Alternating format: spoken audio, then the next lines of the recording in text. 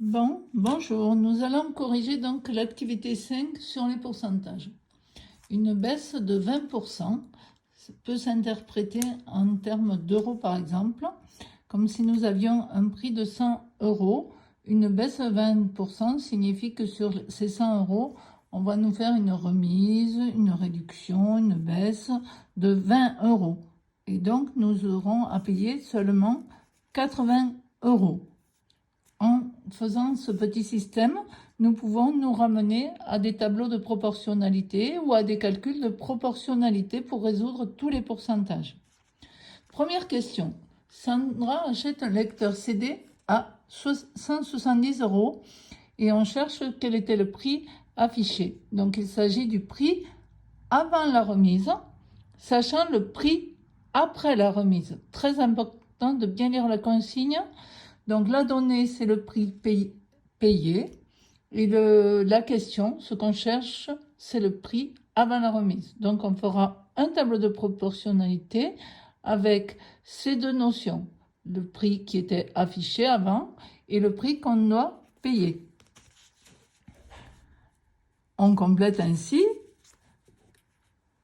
Prix affiché 100 euros pour les pourcentages. Prix payé 80 euros. Il y a une colonne pourcentage d'après ce que nous avons expliqué, la phrase explicative de tout à l'heure. En euros, la donnée c'est 170 et ça c'est le prix payé, donc dans cette case. Ensuite, produit en croix, que j'espère vous connaissez bien. Donc on va multiplier 100 fois 170 et diviser par 80. Vous devez trouver à ce moment-là, à l'aide de votre calculatrice, 212,50 euros. Le prix affiché était 212,50 euros. Voilà. Passons à la question 2. Alain achète un autre lecteur CD. Cette fois, on donne le prix affiché, donc le prix de départ, 250 euros. Il a donc une remise de 20%, puisque les prix sont en baisse, c'est par exemple les soldes. Mais en plus, il a une carte qui lui permet d'avoir une réduction supplémentaire de 5% lorsqu'il passe à la caisse. Nous avons donc deux réductions successives.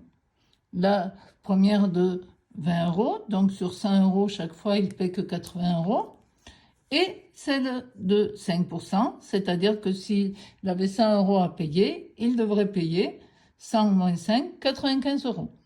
Nous allons donc faire maintenant deux tableaux de proportionnalité. Une première baisse de 20%, donc avec les nombres 100 et 80 comme au-dessus à la question précédente. Par contre, cette fois, la donnée, c'était le prix affiché préalablement, donc 250 euros. Et donc, les produits en croix, 80 fois 250 sur 100. Ça vous fait 200 euros. Ce 200 euros, c'est le prix que nous allons mettre dans le deuxième tableau. Parce que les 5% ne s'appliquent pas sur les 250 euros. Il faut faire attention. En fait, les 5% vont s'appliquer sur les 200 euros. Donc, dans notre tableau 2, nous aurons le prix affiché 100 euros et 95 à payer. Ça, c'est pour la colonne interprétation des pourcentages de la baisse 5%. Et ensuite, un prix affiché à 200 euros. C'est en fait le prix intermédiaire. Produit en croix pour trouver le prix que Alain va payer en caisse. 95 fois 200 divisé par 100, ce qui fait 190. Alain va payer 190 euros. Bien, ça c'est un premier point. Donc deux réductions successives, l'une après l'autre. Et dans la question 1, retrouver le prix affiché. Attention, j'ai oublié, pour ceux qui auraient des difficultés, de remettre les flèches pour les produits en croix.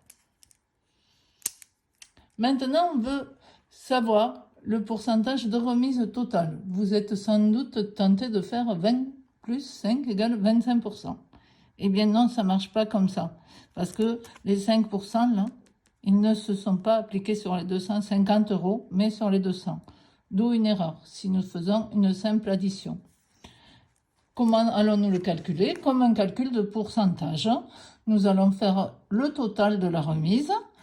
Nous avions un prix affiché, on peut céder par exemple du prix de Alain, puisque c'est dans cette question. Pour Alain, le montant total de la remise, il avait payé 250 €, il avait un prix affiché à 250 € et il a payé 190. Donc en faisant la soustraction, nous trouvons que sa remise totale à la suite des deux réductions était de 60 €. Grâce à cette remise totale, nous allons pouvoir calculer le pourcentage.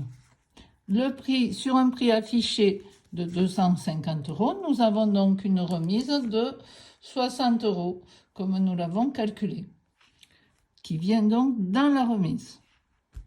Nous cherchons le pourcentage de remise. D'où nous allons donc mettre 100 comme si c'était le prix affiché et pouvoir effectuer les produits en croix comme d'habitude. Donc produit en croix, 60 fois 100 divisé 250 et nous trouvons 24%. Et pas du tout 25%. Attention, retenez qu'il ne faut pas additionner les pourcentages, s'il vous plaît. Bien, merci. Si vous avez encore des questions, n'hésitez pas à me joindre par mail.